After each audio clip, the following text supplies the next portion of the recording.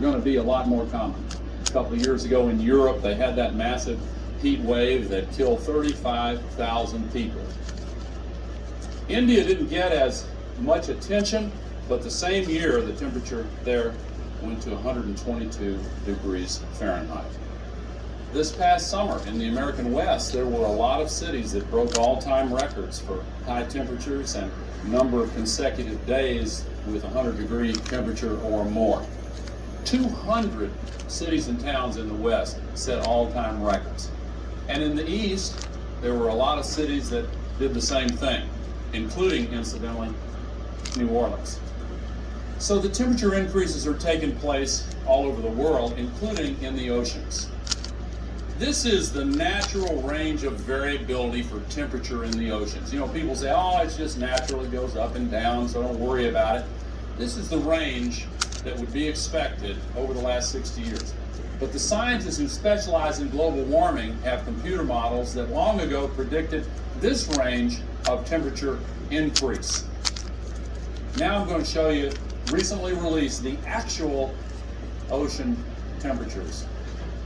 And of course, when the oceans get warmer, that causes stronger storms. We have seen in the last couple of years a lot of big hurricanes.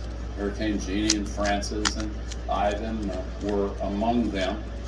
And the same year that we had that string of big hurricanes, we also set an all-time record for tornadoes in the United States. Japan, again, didn't get as much attention in our news media, but they set an all-time record for typhoons. Previous record was 7. Here are all 10 of the ones they had in 2004.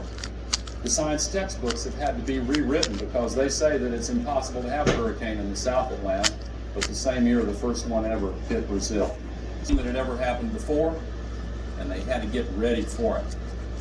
And a lot of people did not want to believe it, and he got real impatient with all the dithering. And he said this: the era of procrastination, of half measures, of soothing and baffling expedients, of delays is coming to its close. In its place, we are entering. Now, to some extent, there has always been seasonal melting, and moulins have formed in the past, but not like now.